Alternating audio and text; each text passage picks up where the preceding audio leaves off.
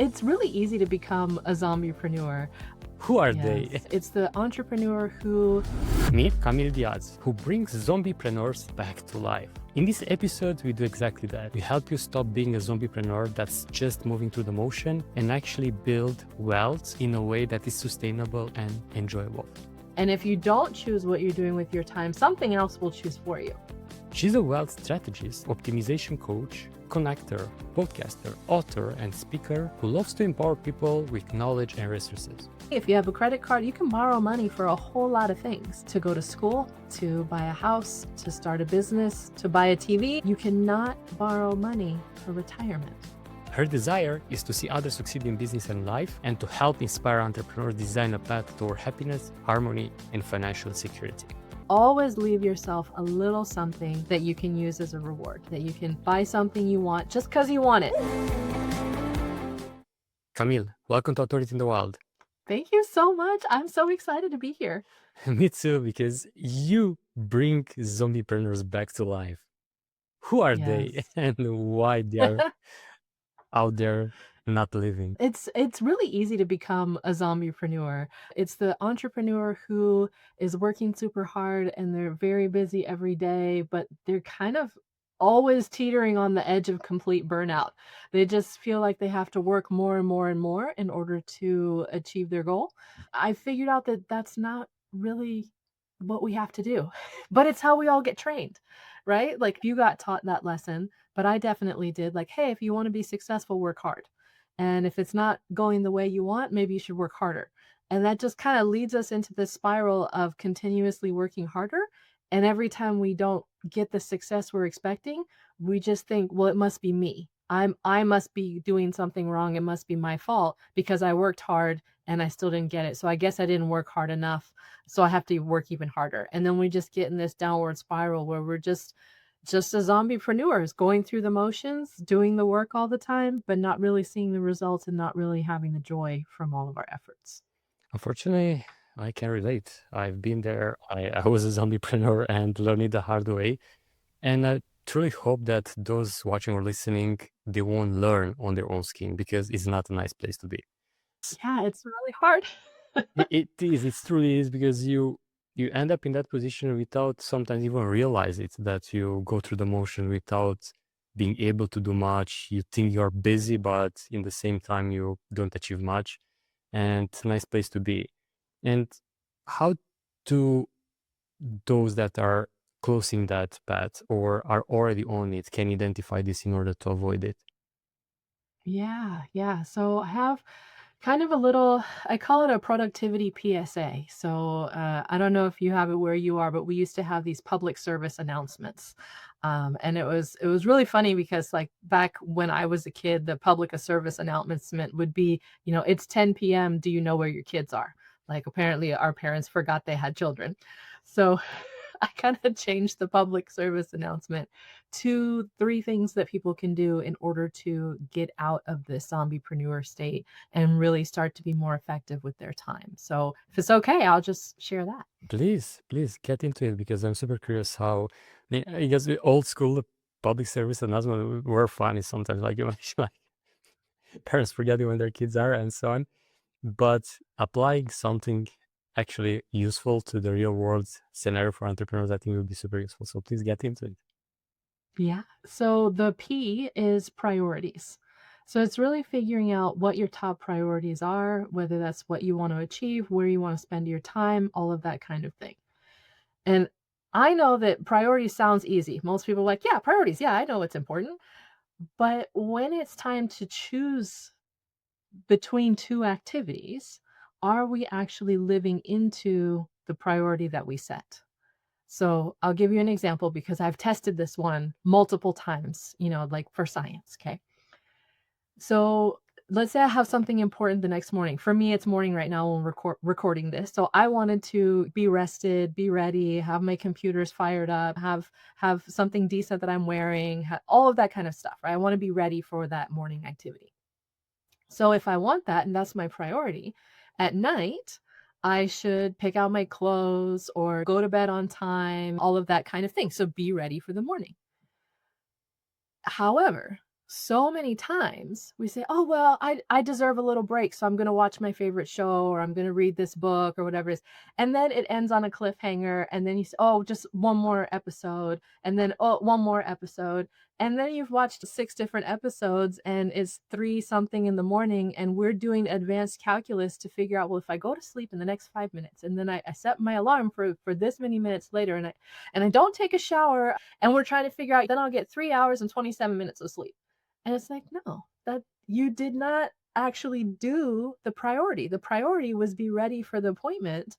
And what you actually did was just hang out and have fun. So it's not just picking out the priorities, it's actually living into the priorities when you make choices each and every day. And we truly have almost all the time control, right? Like we make those choices, even if it's to go to sleep and be rested, or to choose to watch another episode, and so on. And often, still that doesn't happen. Like for most of us, we put aside our top priorities for something else that gives us pleasure in the moment.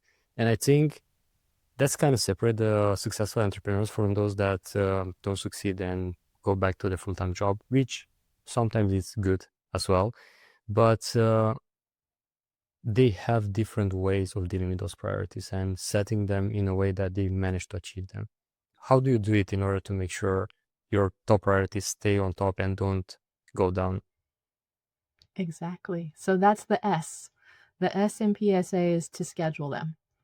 So once you know what the priorities are, you actually have to make time for them in your schedule, which means planning out what's happening during your day and not allowing other things to take over what you planned out.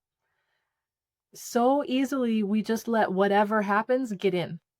And I view it more like an interview process or like casting for a show.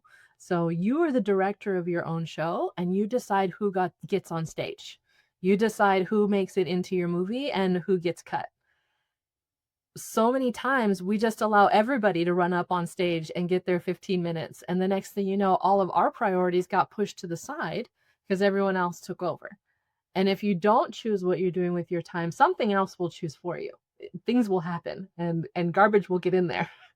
And it's up to all of us to determine, and this works whether you are an entrepreneur or not. Even if you have a 9 to 5, cool, it's still going to be the same things. You still have to show up well, ready for your day. You still have to show up like you're going to get something done. If you just come in dragging every day, it's probably not going to go well. Right? You're going to get fired pretty quickly. And the same thing as an entrepreneur. Yeah, you're in charge of the business, but you know what? If you were your own boss, would you fire you or would you keep you? So it's thinking about the same thing. So when I look at scheduling those priorities, it's what do I, as the director of my show, want to allow on my stage? Who's getting a spot on my show? And what kind of show is that going to create? Is it going to be this amazing show that's going to have rave reviews and everything is going to go well? Or is it going to be a total flop, complete disaster? Nobody's going to want to come. People are going to be like, I want a refund. I hated that show, right? Like, so what kind of show am I putting together? And that's the way I think about scheduling the priorities into the day. I love this example, specifically because a lot of people can resonate. Like they won't, and the previous example, still with watching episodes at late at night and so on. You will watch that if weren't good, the actors were playing badly and so on. Probably not. So being careful who you add indeed in your show is so important. And still, I found on my own skin as well, and working with others, that there is something out there that fear that I'm not good enough. And because of that, it escalates to something else, like saying yes to everyone, being a people pleaser, and not being able to say no to different commitments. And even that those are not in your schedule in that particular moment, you let them in, and you let another one, and you let another one. And I feel like it's a deeper thing there that needs to be addressed in order to be able to actually plan that. Because, for example, I was into those situations in which I was very clear with my goals. I was very clear with the things that I want to do in a certain day. But if someone come to me and was like, oh, I really need your help, either a family member or someone that I work with, that wasn't scheduled, but still I say yes. And then I end up being 10, 11 p.m. in the evening, still finishing the other things that were earlier planned. And this is something that I find very common in a lot of people. And it's because of that inner fear or that inner limiting belief they have, either towards themselves or towards others. Did you find that to be true as well? I do. Yeah, it definitely happens a lot. And really, the core of it is something that a lot of people don't really consider being part of it, which is staying in integrity with what you said you were going to do. So when you say what the priority is, and then you stay in integrity, you follow through on whatever you said you were going to do. Which it sounds like you were doing because you're up doing it at 10 or 11 o'clock at night. You said, you know, this is what I was going to get done. And I chose to help these other people, but I still committed to doing this thing. So I'm staying up late and getting it done. So you're staying in integrity with what you promised to do, with what priorities you laid out. The next step of that would be to figure out, okay, I know that my family frequently needs assistance, or this thing usually comes up, or this person often has an issue, and then determine if you're going to change your relationship with that person or that family member or whatever, so that they're not coming to you anymore, or if helping that person is also a priority and you're going to change your schedule to allow more flexibility in order for you to actually set aside time to be able to assist them. So it's really figuring out what's most important and how you want to put it in. Yeah, absolutely. And you tell me something before start recording that you have a nice sign on the door, which is for your younger members of your family. And can you give us that example and other example that people can apply in real life, that they can set those boundaries, but in the same time communicate clearly to those around in a respectful way that they are still important, but there are other things that needs to be addressed maybe earlier than they expect to have your attention and so on. Yes, I have a few of these because it's come up for us a lot. The one that I was sharing with you right before we recorded is that I used to, when I very first got into podcasting, I would put a little post-it note on my door. So a little piece of paper stuck to the door that said recording, so that my family would know I was recording and that it would not be a great time to come in. And also, if you could avoid like yelling and screaming in the hallway right in front of the door, that'd be awesome too. Right? So they would know I was recording. And now I have been gifted a little light that is pinned atop the door, and so I just flip the switch for that one, and it actually has a little recording light, so it's even easier for everybody to spot it.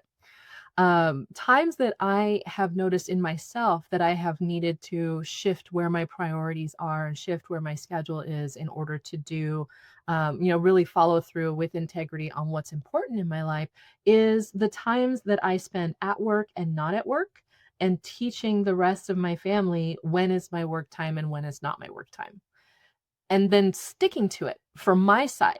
So let's take, for example, when my kids were younger, they're almost out of the house now, but when they were little, I would have times that I wanted to do meetings with clients and they couldn't be involved. And then there were times when we were doing family things. So usually they would get home from school somewhere between 3 and 4, and then they could have a snack and do homework, but at some point they needed attention from me. And they wanted to hang out, and then I needed to cook dinner, or we would do dinner together and we would eat together and clean up and all of those things and help with homework. All the things you got to do with the kids, which are definitely one of my priorities, right? Raising my family is a priority. So it needs to happen. I kept getting stuck on scheduling client appointments that overlapped with that time, usually between 4 and 7 in the evening with the kids, and trying and letting a client appointment start at 3:30 and run till 4:30 or something along those lines. Every time I did that, it was complete chaos. The kids needed help with homework and there was no one to help them. The dinner needed to get started, otherwise everyone was gonna be hungry because we were eating late and then everybody's mad. The client never had turned into a good client. The prospect never turned into a client. The meeting never went anywhere because I was halfway distracted trying to see if like, can my kids start the cooking? Like, is something burning? It was just terrible every single time. So I learned that I needed to stay in integrity, protect that window of time. This is my break time. This is the time when I do not schedule appointments so that my family knows I'm committed to them during that time. I have zero guilt about work. I'm not even thinking about it. I'm fully engaged with what I'm doing with them. So we're cooking, we're doing homework, we're doing showers, like all the evening things that you do with family. We're doing that during that time. During the work time, they know that's my work time. I'm committed to work time, so please don't come get me. You can say hi when you get back from school, but I still have another hour of work.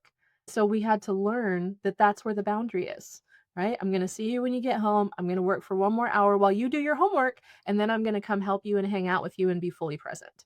So it was getting that balance where I know this is a priority for this time, this is a priority for this time, and here's how I'm scheduling it. And then I am sticking to it. Client asked me, can I meet at 5? No, no, I cannot meet at 5. That is already booked. And that's one of my favorite phrases. I'm already booked at that time. Doesn't matter what you're booked for, you're just already booked, and people can respect that. Yeah, and that's the power of calendar that you stick to it.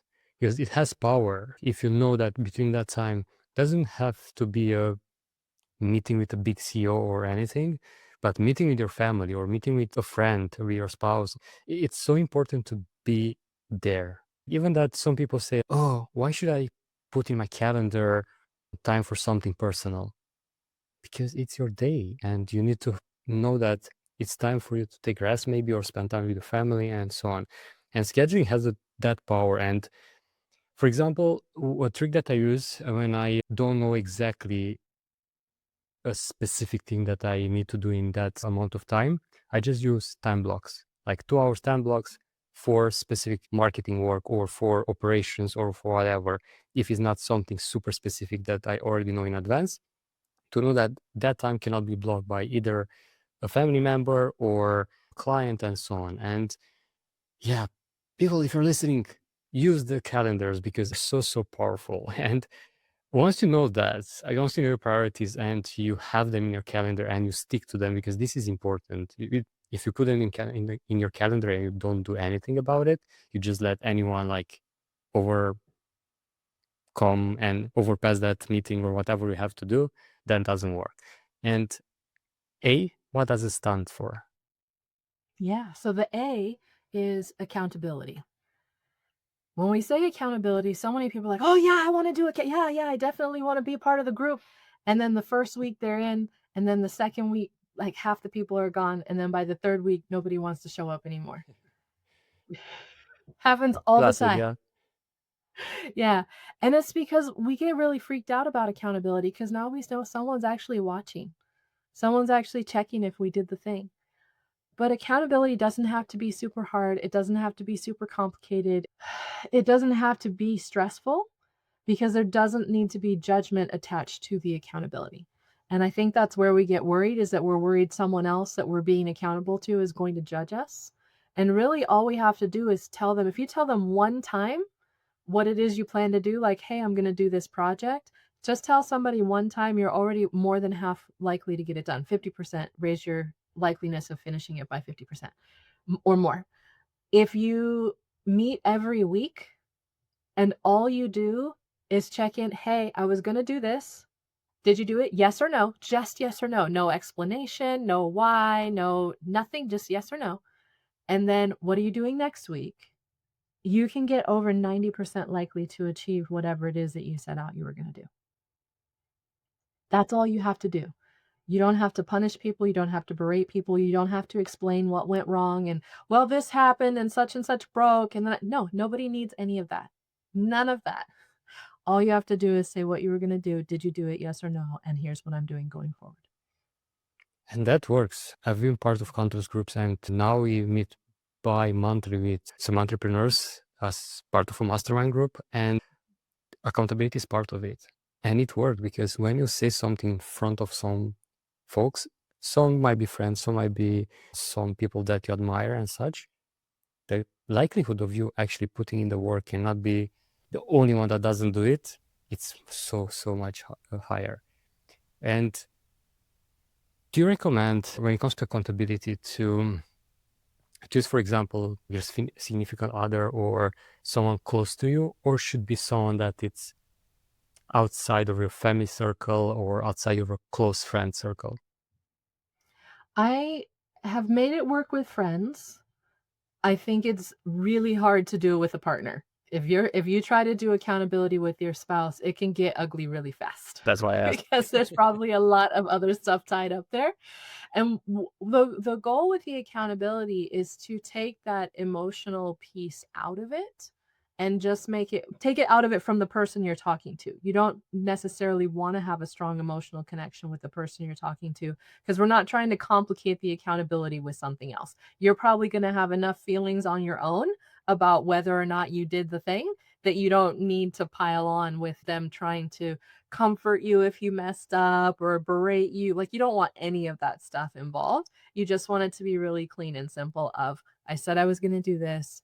I did it, yes or no. Here's the new structure I have going forward, whether it's a way that I'm going to fix it or this is what I'm moving on to next week, whatever it is.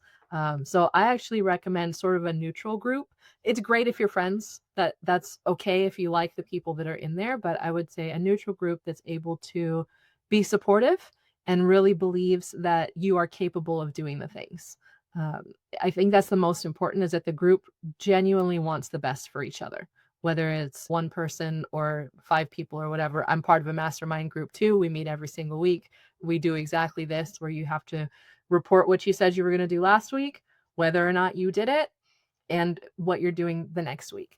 And if somebody, it's really easy when you haven't done it to fall into wanting to explain why, and really nobody cares why you didn't do it. It's not a big deal. You just didn't do it. So what are we doing next time? And we work really hard on helping people set up themselves for success. So let's say somebody's going to make phone calls. Oh, I'm going to make 10 phone calls this week, and they only made 4. Then it's like, okay, it's been 2 weeks in a row. You haven't made the 10. How about we lower the goal to 3 so that you know you can be successful? So our brain needs to be continually taught that we're successful. We need to give it continuous votes of confidence for us to continue moving forward. If you miss it all the time because you're setting it too high or whatever, then you just end up feeling like a failure and you go, I'm not any good at this. I can't do this. And I think that's where people spiral on the accountability, is they miss it. So they say, well, I didn't make 10 this week, so I'm going to do 20 next week and kind of make up for my mistake. The opposite. Don't do that. Make the goal lower. Say, I'm only going to do 5. When you hit your 5, fantastic. You can still do 10, and then you just blew it out of the water. It's amazing. But you always want to try to get it to where it's something that you can consistently do, so you can consistently build the confidence. And that's the thing with goals, right? If you don't set achievable goals, you're just make your life harder and you spiral down from there rather than getting back on track. And while you shared that, I was thinking about another way of doing it. So for the past 6+ years, I worked from a lot of co-working spaces, and just being surrounded by people that were taking action and doing things kind of push you forward as well, similar with an accountability group. And often, of course, you get to know them and asking them what they are working on. They ask you back. And just from that sharing is like so freaking powerful, because, like, oh, I just say that I'm doing that. So I should do that rather than looking through the window or scrolling through social media. And yes, often, even when you become an adult, some people are still struggling with this type of like small addictions through either consuming content rather than creating, for example, or to being in that spiral that you mentioned at the beginning, being a zombie-preneur. And apart from having these tools that you just share, let's say they start applying this, get traction with it. How do you actually build wealth as an entrepreneur? Yeah. And I love that you brought that up, of the people that you hang around with, because you do start to take on the behaviors of those you hang around with. If you hang around with people that are always just, watching TV and not really very ambitious, you're probably going to fall to that level. If you hang around people that are, like you said, in your co-working space, ambitious and working, and you're seeing that example, you're like, oh, well, I definitely want to fit in here. So I guess I better get it together and step up my game. So when it comes to building wealth, so yeah, you move to the part where you're actually getting the stuff done and you've got the money coming in. It's really deciding, even the same as how you got there, is what habits do you want to create going forward? So first thing people think, oh, yeah, well, I definitely want to save. Okay, save for what? So it's, again, knowing what the priorities are, like building up an emergency fund, which is one that a lot of people don't think is super important. But as an entrepreneur, you never know when the big client's going to disappear, if you're going to get sick and can't work for a while, if the marketplace is going to change and all of a sudden the thing that you were doing got taken over by AI and nobody's buying and you got to pivot. All of that stuff it makes it so smart to have an emergency fund. Even if just your fridge goes out and you have to buy a new one, or your tires, you need tires, or whatever, it's gonna happen at some point. I once had a coach call it an immortality fund, basically making sure that all of your stuff will always keep running regardless of what happens. And I think it's a great way to go. Um, and it's one of those things to never stop putting money in it. Just go figure out how much you're gonna put in every month and always keep adding to it, because at some point you'll pull a big chunk out. And you say everyone should start there. So that's the first thing that you have to do in order to protect basically not just their business, but their life, or should start I small. think Yeah, I think it's a good place to start. Having a little bit of money in the bank that you can fall back on prevents a ton of things from going wrong. So lots of people think, oh, I got to pay off my debt. Well, okay, great. Pay off your debt. Oh, I got to save for my future. Yes, also save for your future. Fantastic. How do you avoid going into more debt?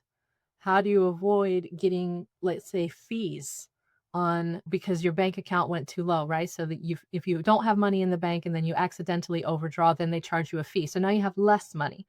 If you forget to pay your credit card on time because you're waiting for a check to come in, and so then you get more fees. So there's this system that continually, if you don't have money, charges you more money for not having money. Sense? Yeah, You see?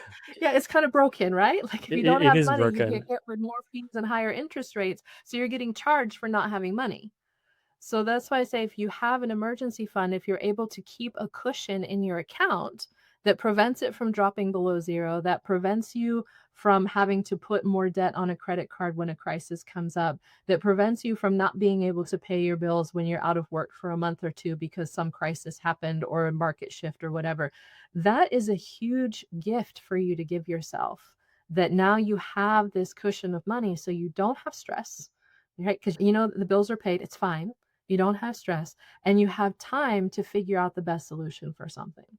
So it's it's a strategy that covers a lot of different angles, but if having that cushion, having that emergency fund really can make a huge difference in the bottom line. And should people back home think about a certain amount? For example, I don't know, current lifestyle expenses plus business expenses are a certain amount a month. Should be 6 months, 12 months, or more than that to be quote unquote safe. Yeah, if you have a regular job and you're employed, usually 6 months will be enough, because if you are able to go get another job, typically 6 months is reasonable. For an entrepreneur, if you're self-employed, you probably need a year or more saved up to really be in a position that you're not going to struggle and suffer if something major happens to you or your business. So definitely, the more you have in there, the better. At some point, yeah, it becomes obnoxious. You're like, "I have 5 years worth of income." Okay, that's probably plenty, right?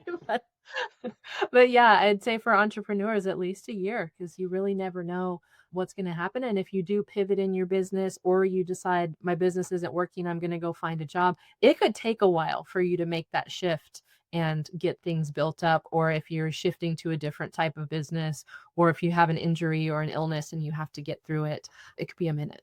So that's it's worth it to have at least a year in there. I know it takes a while to get there, but it's okay.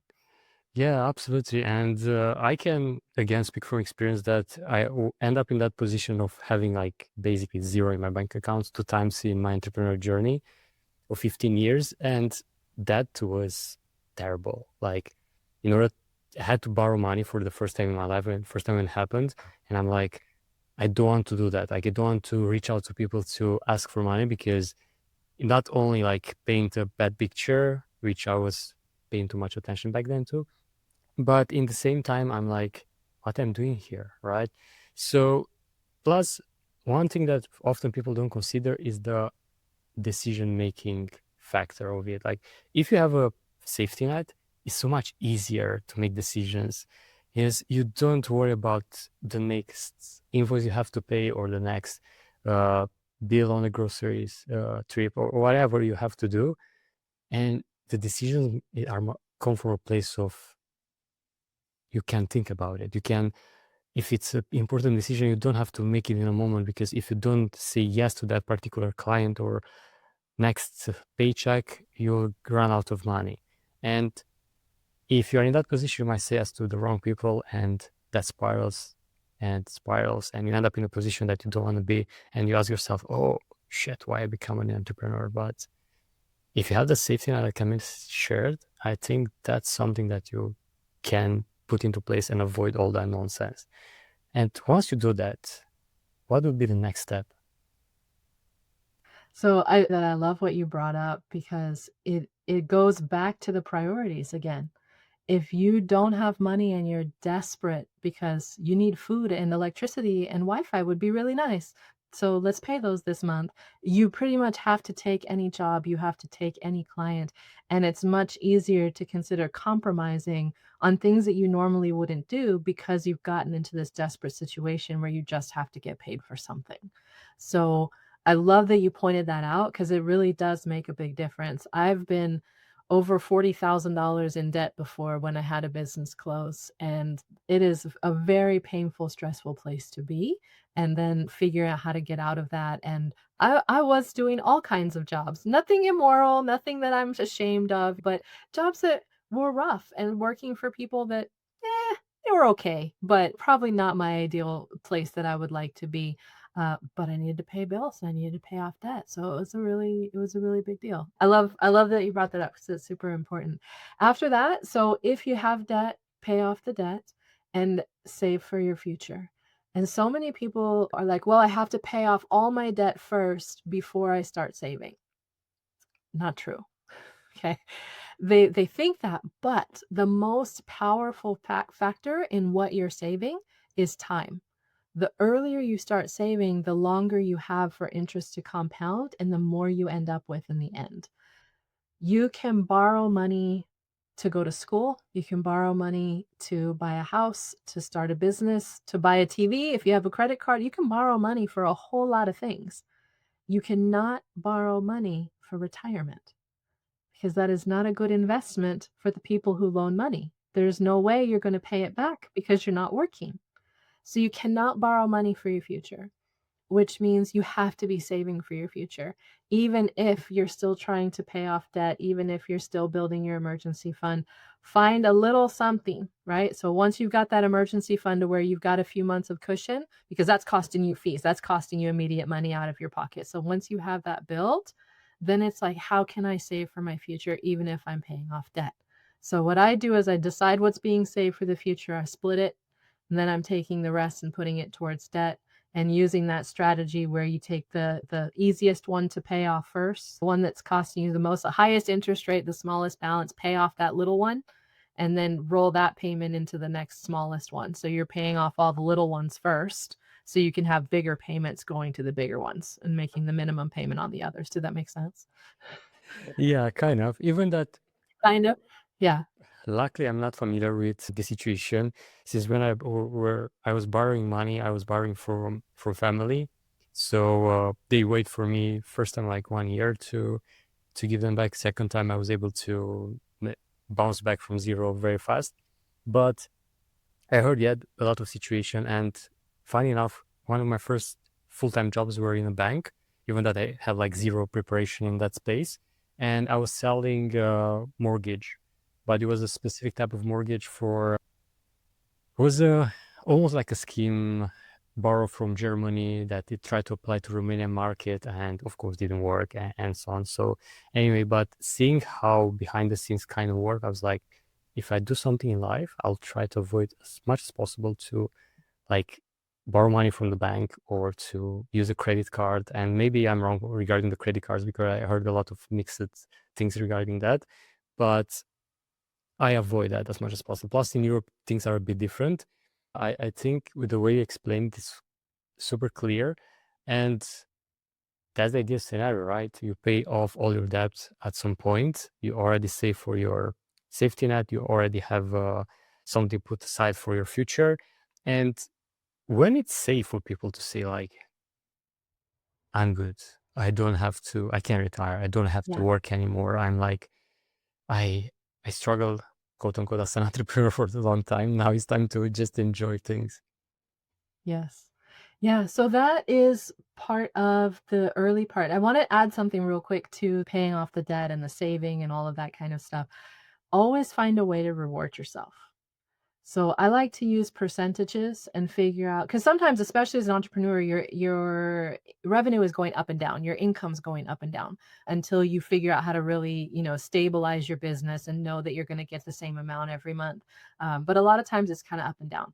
So I like to figure out a percentage of what I have left over. So it's like, okay, I've got, I paid all my bills, everything is good. Now I'm going to take, 20% goes to this, 30% goes to this, like that. That's how I like to do with whatever money is left beyond the basic expenses, rather than necessarily saying it has to be this certain amount, because then you start feeling like a failure if you had a low month and didn't hit that amount. And if you have a high month, then you're more likely to just go spend all the extra because you're like, oh, I have extra. And then you're done and you forget to save it for the low month, right? Then balance it out. So I kind of do percentages on that. And I always leave a small percent, 1, 2, 3, 5%, something small that can be used for fun. So you're doing all this saving, you're paying off debt, you're putting for your emergency fund, you're putting for your future. Always leave yourself a little something that you can use as a reward, that you can buy something you want just because you want it, not because you need it, just because you want it. Or that you can go get, even if all you're going to get is a fancy coffee or, a small dessert, or I go to a movie, whatever is easy, whatever you can reward yourself with, always save a little something so that you have a reward for yourself. So it feels like it's worth it to keep going.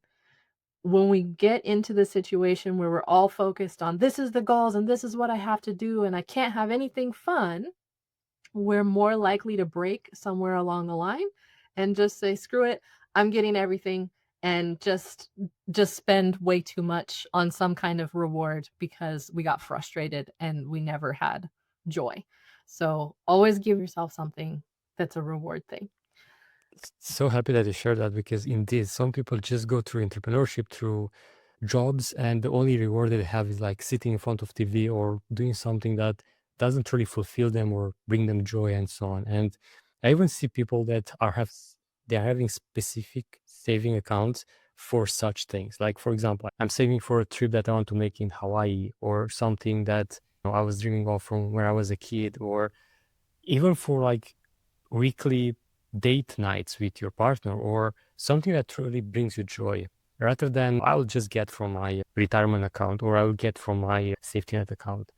But if you have that specific saving account for specific things, I think it's much more easier as well when you reach like, oh, now I have money to buy that thing that I was wanting to do since I was a kid, or do that trip or do that date or whatever. And I think that's powerful because it gives you some sort of visual thing, like, oh, I still need 15% to arrive at that amount in order to be able to book that trip.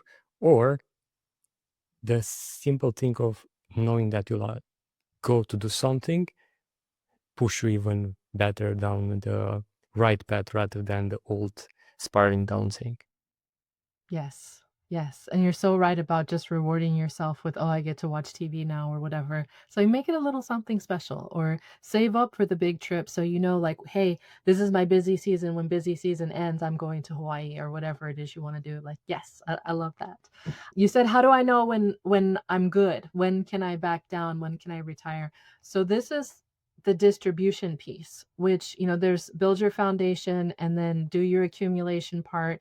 Foundation is going to be where you have your emergency fund, where you have your life insurance, where you have all of these base things. And then the accumulation is growing your money for the future. You're getting that compound interest, you're growing your investments, whichever way you choose to do that. And then the distribution is, how am I going to get my money out? How am I going to use it in the future?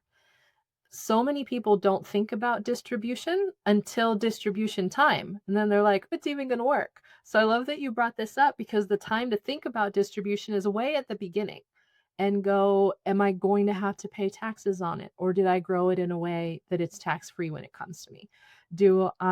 How much of a percentage can I take out? Is it 3%? Is it 4%? Is it 5%? How much of that amount can I take out? Did I set it up in a situation where I have to figure out how much to take out? Or did I put it in a situation that has some sort of guaranteed income built into it so that they're going to send me a certain amount for the rest of my life and I know what it's going to be. So all of those things are important to consider at the beginning as far as how you want it to look at the end. And you envision it to be, do I just want to get checks? Do I want to be managing my wealth? Do I want to think about something, or do I want somebody else to handle it and they're just going to send it to me? And then running the calculations, there's online calculators. It's not like it's hard, right? You don't have to sit down with a pencil and paper and do a bunch of math. You could just go online and use an online retirement calculator to figure out, if I want this much income per month and I want to compensate for inflation, how much do I need to have in my account so I can get that much out? And you can go do it and figure out what the number is right now. It's not hard to figure it out. I bet though, when most people figure it out, be like, "It looks like a lot." And it might, but if you have the benefit of time, the earlier you do it, the more time you have to build compound interest, the more time you have to let those investments level up. And depending on where you choose to place them, you can figure out, what sort of risk strategy works for you. No risk type of person. I like to put stuff where I know I'm not going to lose money because I've already lost money in risky things before and I didn't like that. So for me, that's not the thing. But for other people it works. It just depends on what they want to do and how they feel about what they're doing. Love it. And I just wish someone share all these things with me, not just when I started being an entrepreneur, but even in school, because unfortunately, this type of education, it's kind of missing almost everywhere. And even in school that it's practiced, is not at the level that it should be. And I'm just grateful that someone like you, Camille, it's able to bring this light to such important matter. Like, how do you, not just how you don't do entrepreneurship the wrong way, like we start the conversation, but how you actually build that wealth, that it's helping you live a life that is not just fulfilling, but as well is not stressing you out and putting you in a situation in which you have to do a decision in a worry or from a place that you don't want to make decisions. And I'm really truly grateful that for the work that you do and coming today here and sharing this to my audience. And can you explain specifically who are they? Who are those that you can help best in order to say, they're listening now. That's me. I want to reach out to Camille. Yes. So if it's for something on the financial side, I can help people inside of the US. I'm licensed in lots of states, so feel free to reach out. We'll make it work. I actually do have a download that anyone could get. It's at camillediaz.com/habits, and it's 6 millionaire habits anyone can copy. So, that I can give to everyone. As far as helping set up products, I can only do it for people in the US. That's where my license is. And as far as the zombie-preneur stuff, that part's everywhere. So if you feel like I'm working too hard and I'm not making enough money, and how do I actually work less hours, make more, well, but no, I don't have to work any more hours. That one, anybody can grab my free class. It's at camillediaz.com/masterclass. So it's how to get more done and make more money without working extra hours. So that's available to anyone who feels like, I think I'm a little bit on that zombie-preneur side. How do I get off that train? And then I do actually teach a class in the US for those who want to know more financial stuff. Just like you said, I wish someone would have taught this to me in school. I wish someone would have come to me after school when I started my business and just kind of like been my accountability buddy and said, "Hey, let's make sure you're taking care of yourself," and made me do it the whole time. That would have been amazing. So I do teach a class on that, and people are welcome to reach out and ask me how they can get to that class. Awesome. And for everyone watching or listening, make sure you check below because the links will be there. And I just want to ask you two last things. First, what are the principles that you are being guided by in order to be not just successful in your entrepreneurial journey, but as well making sure that you don't get bored by the things you do, you are fulfilled and so on. Yeah. I am a natural teacher. It's tons of teachers in my family. I tried to avoid it and do other things, and I fell face first into teaching with like my second job and never looked back. I love empowering people with knowledge and resources. so that they can achieve their goals, that they can have financial security, that they can be happy and healthy and all of those things. And as long as I get to be out there sharing information and seeing people have that light bulb moment, seeing them be successful and find joy in all the things they do, I'm happy. I will never be bored if I get to go teach new things and people say, Camille, I'm really not sure about this. And I'm like, oh, well, what about this? And they go, yes, I'm going to try that. Fantastic. I've had the best day. That's really what keeps me going. I love it. And speaking of sharing and not being teach these things in school, you just enter your classroom back when you were in college. And the problem is that you have just 60 seconds with not just you, but your entire classmates. What do you share with them in those 60 seconds? I would share two things. One, you do not have to do this alone. Ask the questions, build the team, find the help, get the advice. There are always people out there willing to help you, and it's not something that everybody knows. We don't all get born with this. We just talked about we didn't learn it. So don't be ashamed that you don't know everything about money or business or finance or, entrepreneurship or whatever. It's okay. Other people do. Go ask them and keep asking questions. Never be afraid to ask questions. Don't feel like you have to do this by yourself. And the second thing that I always tell people is enjoy the journey. Nice. This was Camille Diaz on Authority in the Wild. Thanks for tuning in.